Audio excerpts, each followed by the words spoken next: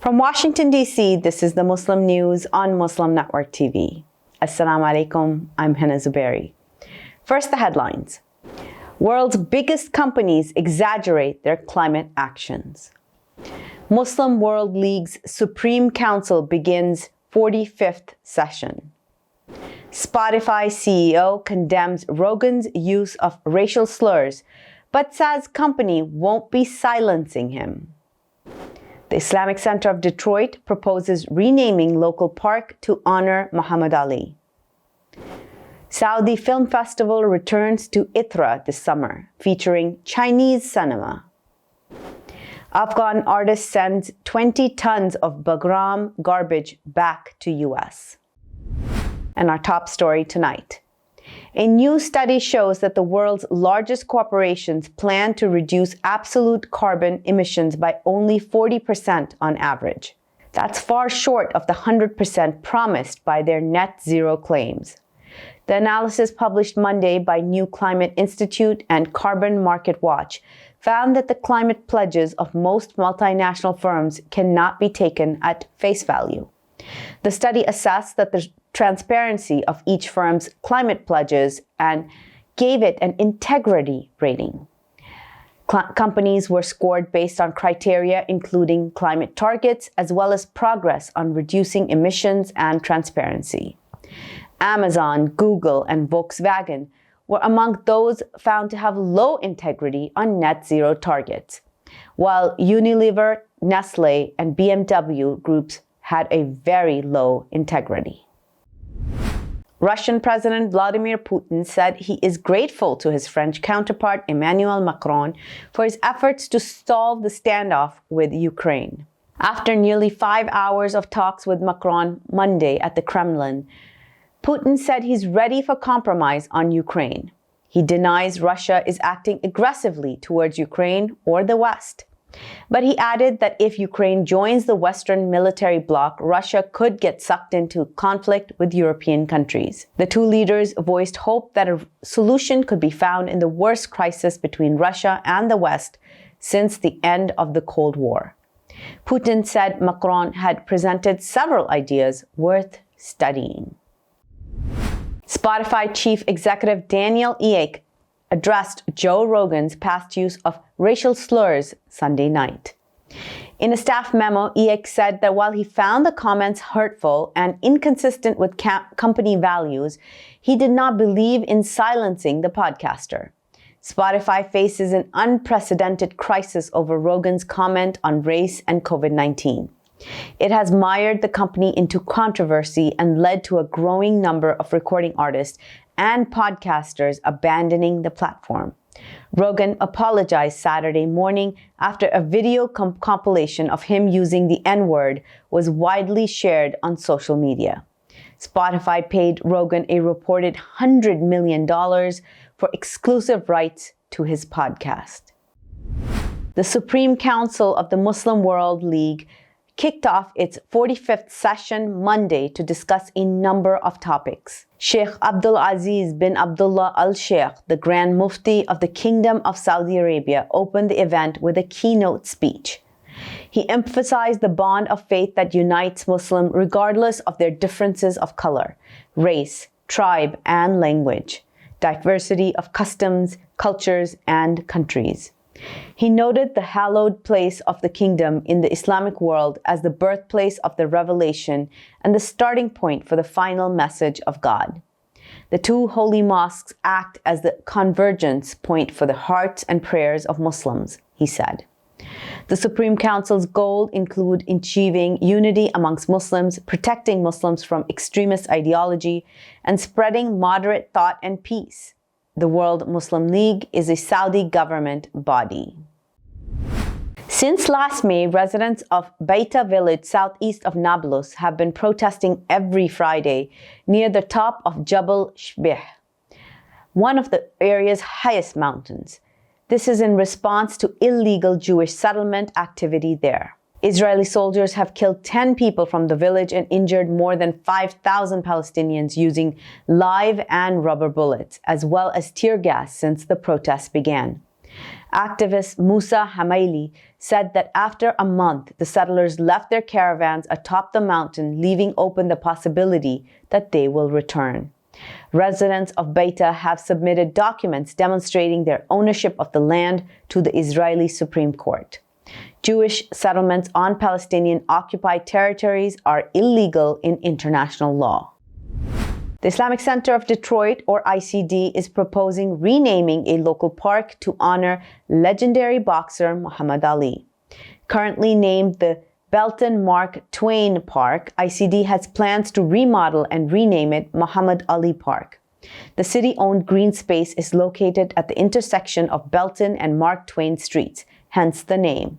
It's also a block away from ICD. The Islamic Center's remodeling plans, including acting a running walking track, an updated playground, a basketball court, and a picnic area.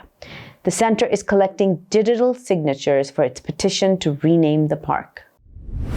Bringing more news stories after the break. Stay tuned, and we'll be right back after these messages.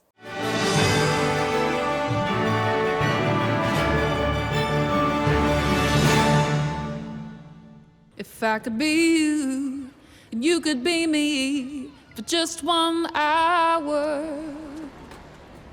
If we could find a way to get inside each other's minds. Walk a mile in my shoes. Walk a mile in my shoes. Well, before you abuse, criticize, and accuse. Walk a mile in my shoes. There are 16 million children struggling with hunger in America. That's 1 in 5 daughters, sons, neighbors, and classmates who don't know where their next meal is coming from. Yet billions of pounds of good food go to waste every year. It's time we do something about it. Feeding America is a nationwide network of food banks that helps provide meals to millions of kids and families in need. Visit feedingamerica.org to help them feed even more. Together, we can solve hunger. Together, we're feeding America. Despite the development of a COVID-19 vaccine, millions around the world will not have access. We need a vaccine that's free and available to everyone, everywhere. It's time for a people's vaccine. Our fellow Americans. Right now, the COVID-19 vaccines are available to millions of Americans. And soon, they will be available to everyone. The science is clear. These vaccines will protect you and those you love from this dangerous and deadly disease. They could save your life. So we urge you to get vaccinated when it's available to you. That's the first step to ending the pandemic and moving our country forward.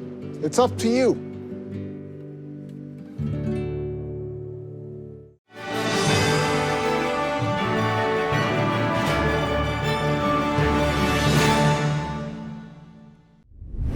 The UK Labour Party has dropped its investigation into an 82-year-old Jewish woman accused of anti-Semitism after she threatened to sue. Diana Neslin, a practicing Jew, was investigated by the party for the 3rd time in just 3 years for her tweets about Israel and Zionism. Neslin threatened to file a lawsuit against the party for unlawfully discriminating against her on the basis of her anti-Zionist beliefs, The Guardian reported.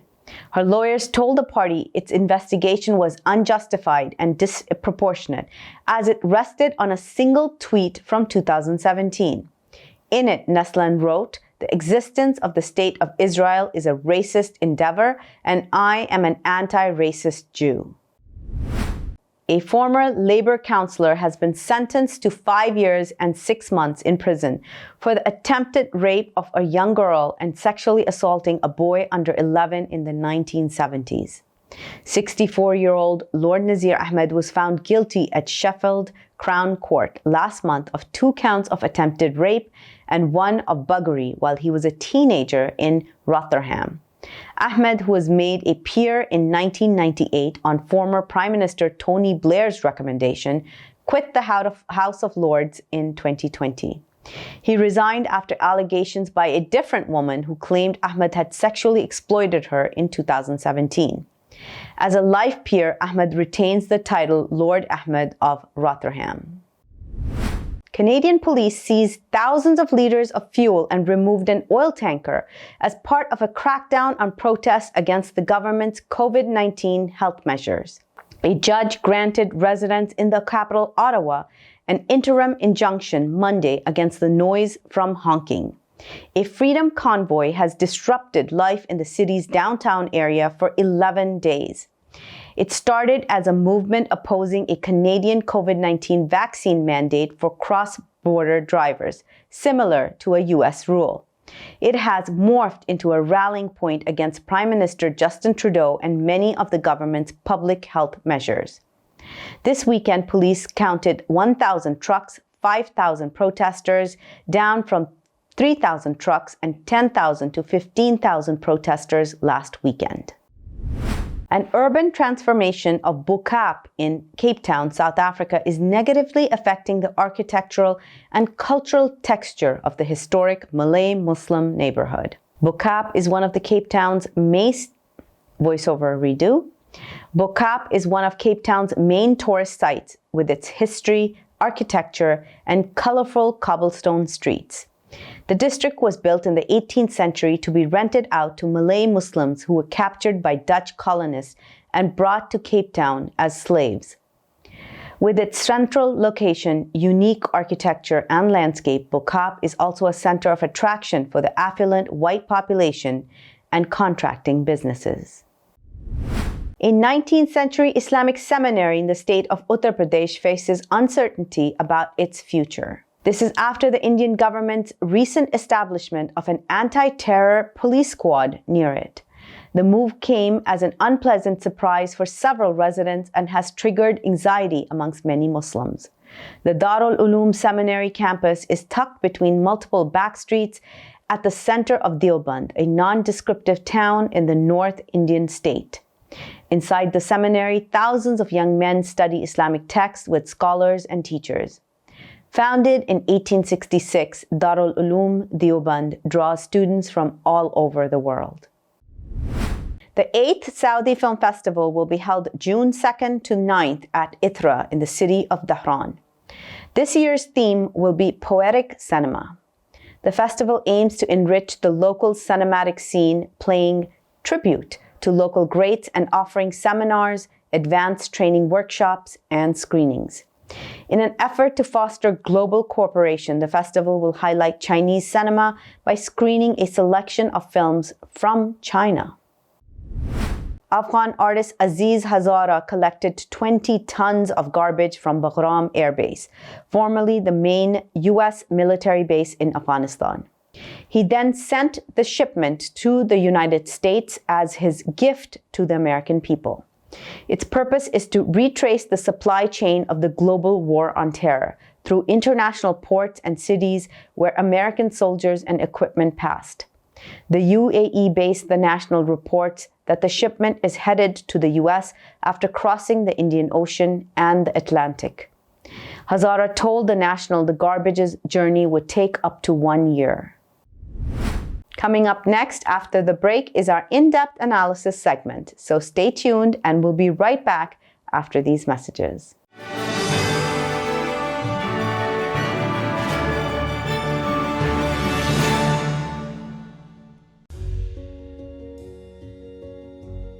Friends, our world is pulling together like never before. We're making huge sacrifices to keep one another safe. Scientists are working non-stop to develop COVID-19 vaccines and treatments. A vaccine will get our economies moving. It will tell our loved ones we're safe again. But we have challenges we must address. Right now, huge pharmaceutical companies are keeping the vaccine research a secret. They're deciding how many vaccines get made, how much to charge for them, and who gets vaccinated. This will no doubt leave billions of people behind. Pharma companies are putting profit, not people, first. Yet, billions of dollars of taxpayers' money is funding their work. We cannot let the CEOs of a handful of pharmaceutical companies decide our future. We need a vaccine that everyone can have free of charge, no matter where you live or whether you're rich or you're poor. We need companies to share all their research so we can make enough safe vaccines for everyone. We need a vaccine owned by all of us. To end this COVID-19 pandemic, we need to pull together once more.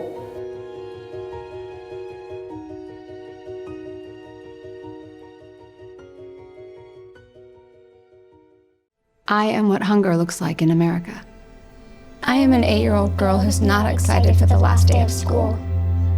Because this may be the last time I'll have lunch. Till September. I am a single father of 2 who works 3 part-time jobs, and that's still not enough to put food on the table. I was created by artificial intelligence from faces of the 1 in 8 Americans who struggle with hunger. Feeding America, 200 food banks strong.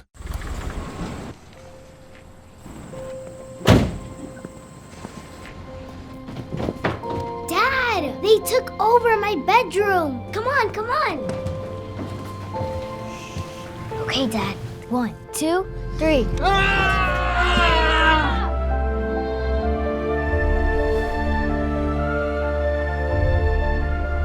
Dad!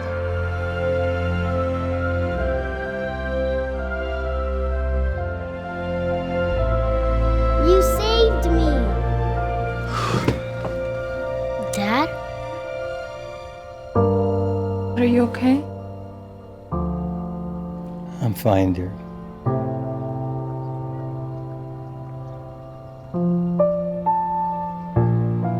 Your hero needs you now, and AARP is here to help. Find the care guides you need at aarp.org/caregiving.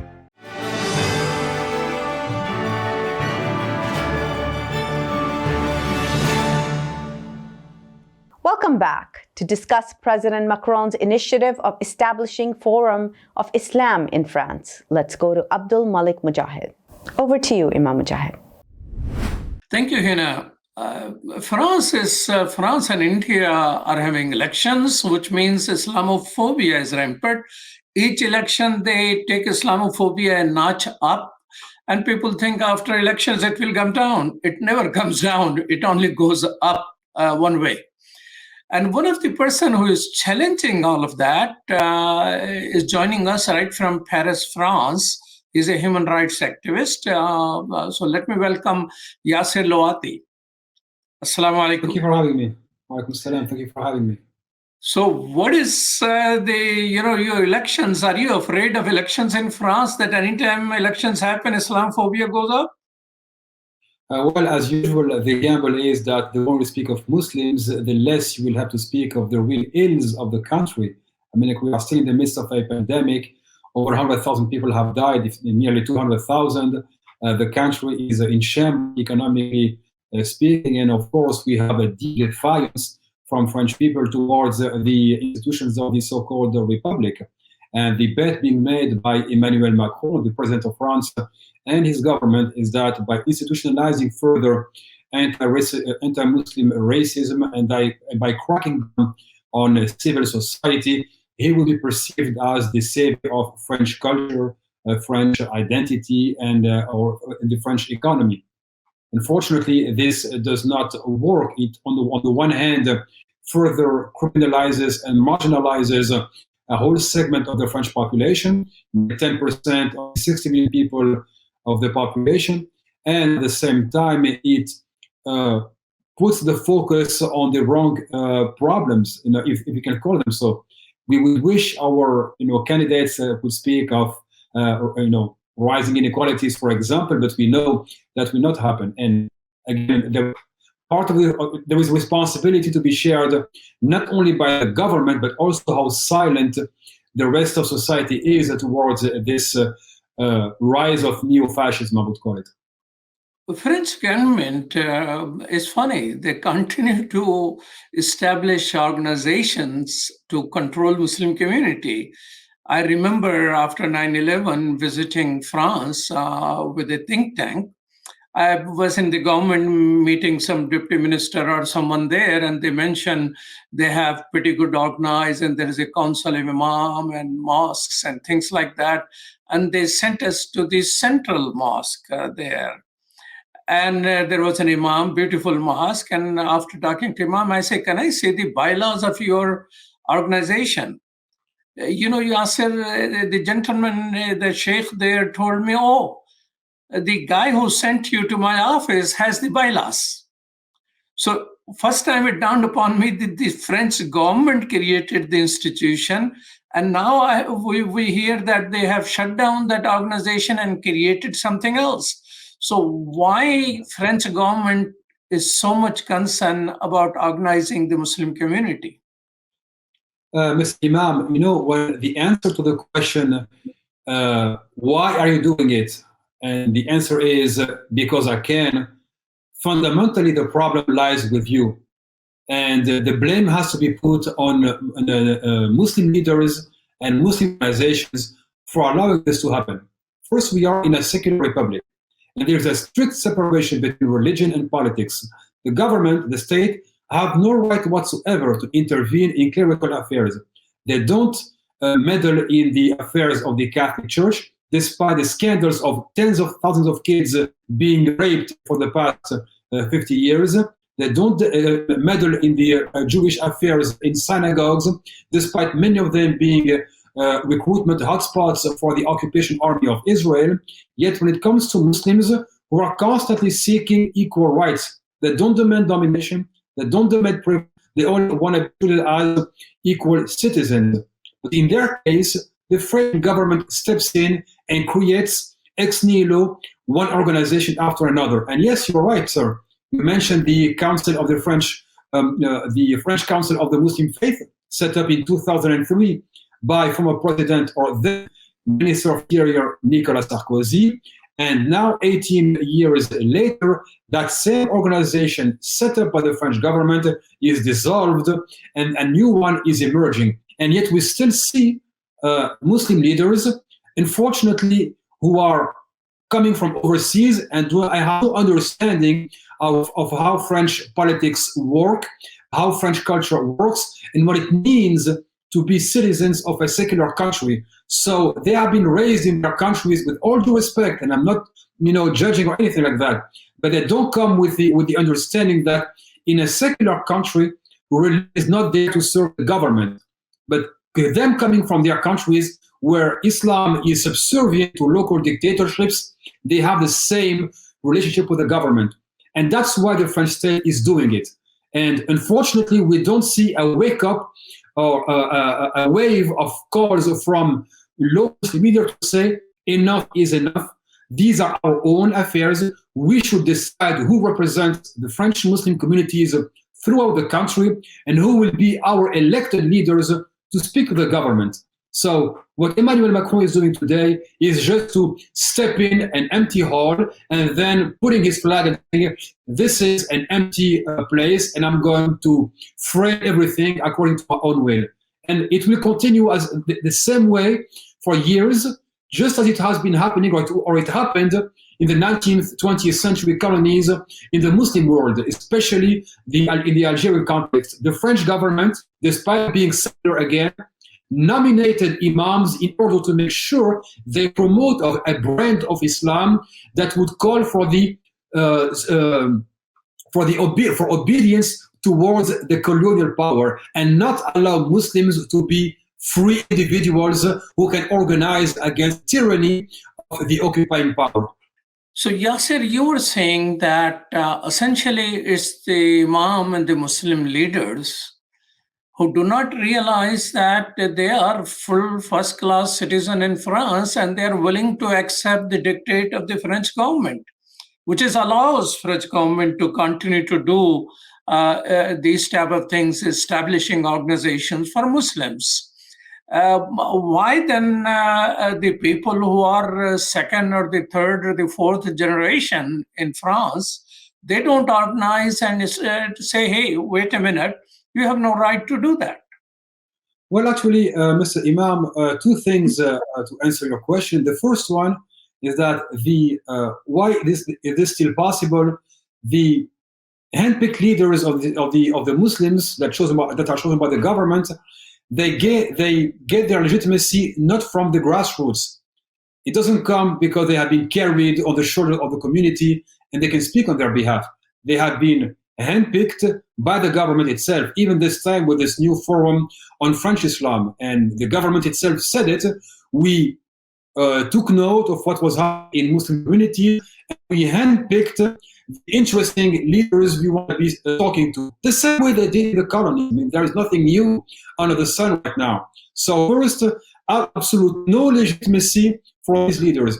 The second thing, and I think I'm reaching the limits of my mandate as a human rights activist, is that it also has to do with the way religion is being taught in many Muslim communities, that people are told that they have to obey and never apply critical thinking, that they must follow their leaders from amongst them, even though those leaders were elected by no one, were chosen by either the government or chose themselves to be the local imam, the head of the local charity, etc. And in turn, there is an absolute lack of transparency in those organizations, and people rule or manage these organizations, these charities, and by extension, deal with the broader community the same way a dictator of the Muslim world would deal with his country. And that's why there is no capacity for Muslims to organize at the local level. Now, does that remove the responsibility of each citizen to stand up and say something and at least express disagreement? Absolutely not. When you see things going, off center for decades, when you grow up and you realize that by the time you become an adult, your rights have shrunk, that the people who speak on your behalf always have the same profile.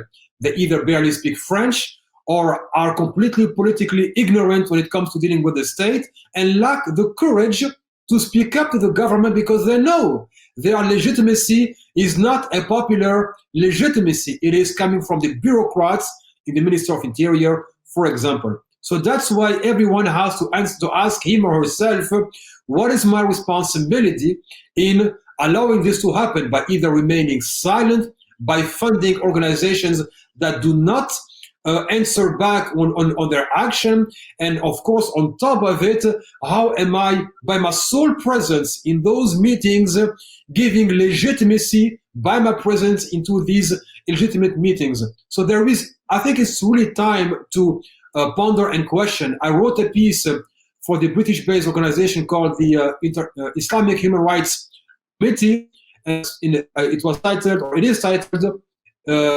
France Understanding the Roots of the Anti-Separatism Law. And I come on all these, the functioning of the Muslim communities in France for the past decades, and how this in turn allows illegitimate leaders to rise and become prominent, and then have political power and the upper hand. And at the same time, it allows what Emmanuel Macron is doing, literally while shutting down Muslim organizations, setting up new ones to say, this is the brand of Islam we want, these are the leaders we want to support, and anything else is part of the so-called political Islam, radical Islam, and are to be either shut down or prosecuted. So you mentioned the term of French Islam, that this forum, which the government is trying to establish, or it has already established by handpicked people in the Muslim community, they want French Islam. So what is French Islam according to their perspective? Again, we have teachings that go back to the colonies. They want a brand of Islam that strips Muslims of their political identity, their social identity. They are just believers. That's it. They pray, They fast. If they're rich enough, they go to Mecca, and that's it. They don't get involved in the local affairs of the broader community in the American sense of the word, the city hall council, dealing with the local government, dealing with the national government, expressing opposition, support, etc. They do not exist as citizens. They're only believers. And if I can make a provoking allegory on this situation, it's as if you put people in an internment camp, right? And they are to be happy, they're supposed to be happy, as long as they pray on time, they fast, they eat, but in no way, shape, or form should they aspire to leave the internment camp, because that's the limits of their freedom. And that's exactly what the government wants. It doesn't want to see the rise of French Muslim citizens who are part of opposition to tyranny, opposition to corruption, who stand on their own as communities. The same way you see that happening with Catholics, Protestants, Jews, non-believers, etc. When they see something wrong, they are not prosecuted for doing so. They will call them, they oppose government policies. But if that happens from within the ranks of Muslims, it becomes a crime or a felony, and therefore that needs to stop. So this is the brand of Islam that Emmanuel Macron wants, in complete violation of course, the French Constitution, but also by going against human nature. We are political beings. We do politics from the moment we wake up until we go to sleep, by dealing with people at our workplace, with our friends, etc. We are constantly dealing with other people in terms of how can I exist in this world. But that for Muslim, according to Macron and his likes, and thanks to the blessings of these government-picked Muslim leaders, it is happening, and I hope French Muslims will one day say no. You know, I was sitting in a State Department at the United States, and one leader in high position commented, well, this thing has to do with elections. Once elections are over, this thing will calm down. Do you agree with that type of logic? No, absolutely not. I mean, that's really not looking at the big picture. As you said in your introduction, and I thank you for it, when things start to escalate before an election, they never come down.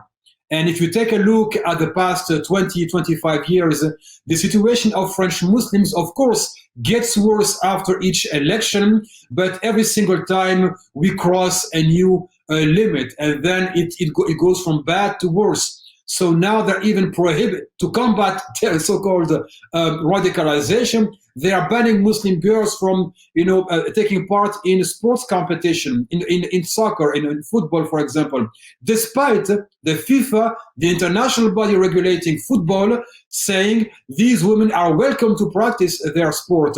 They want to fight radicalization by shutting down human rights organizations. So what people in the US have to realize is that there is a return to fascism happening right now in Europe. And I don't think Americans or people across the Atlantic realize how the failure of the European project, the European Union project, has stalled for the past 20 years, and that minorities are being used as scapegoats to justify all the failures of European Union and its member states, but also to use that as what I call Islamo-diversion. Anytime you have a problem dealing with the economics or unemployment or corruption, scandal, etc., create a Muslim problem and let it be the sole issue that the French people would deal with, to entertain the crowd and make them passionate about their identity. Muslims have not, slashed jobs by the millions. Muslims have not thrown Greece into debt. Muslims have not destroyed the environment or participate in the tax evasion schemes that cost us around 100 billion euros a year for French taxpayers. But Muslims, if you listen to the news and politicians, they are the only problem. No, the only problem are failed nation states and a failed transnational project called the European Union. Tell us this, how Muslims in France are responding to this? Are there Muslims, organizations or individuals or intellectuals who have aligned with other French people to say publicly oppose this venture of another Muslim organization called Forum on Islam? Well, there are, and thank God, thankfully, there are many of them. There are some writing, making podcasts, organizing rallies, taking part in debates when they are allowed to by mainstream media. But the problem is the atomization of the left and the weak political situation of Muslims makes it that two weak entities cannot make a strong ally or a strong alliance. It is very difficult to achieve that goal. So what it means is that the left, gets beaten at each election. The left lost its battle for intellectual and cultural hegemony, and in return, Muslims have been non-existent politically forever since the mid-1970s. But despite their struggles being carried from one generation to another, what needs to happen right now, Mr. Imam, is that people go from calling out injustice and constantly making statements to having political effectiveness. How can you go from taking note of what's happening to achieving political goals? Electoral victories could be one issue, but that's not enough. How can ideas can go from the fringe, of the mainstream into the center of the mainstream? How can people come forward and get a strong foothold in the mainstream media? So there is a lot to be accomplished, and unfortunately, people are acting alone, isolated, not really in a proper coordination, and this means that people from within the government, allied with the major economic interests, have a need to keep things as they are. Don't ask us about failed neoliberal policies. The richer will continue to get richer. The state will gain ever more powers, and as long as you are atomized, unfortunately, you will be the one paying for it. Well, thank you so much, Yasser LOUATI, for your time. Yasser LOUATI is a human rights activist in Paris, France, joining us from there. Assalamu alaikum. Back to you, Hena. That was Yasser LOUATI from France. Thank you so much, Imam Mujahid. That's all from our Washington studios tonight. Thank you for tuning in. You can find previous episodes and more on our YouTube or Facebook. For more content, keep watching Muslim Network TV or visit muslimnetwork.tv. Assalamu alaikum and good night.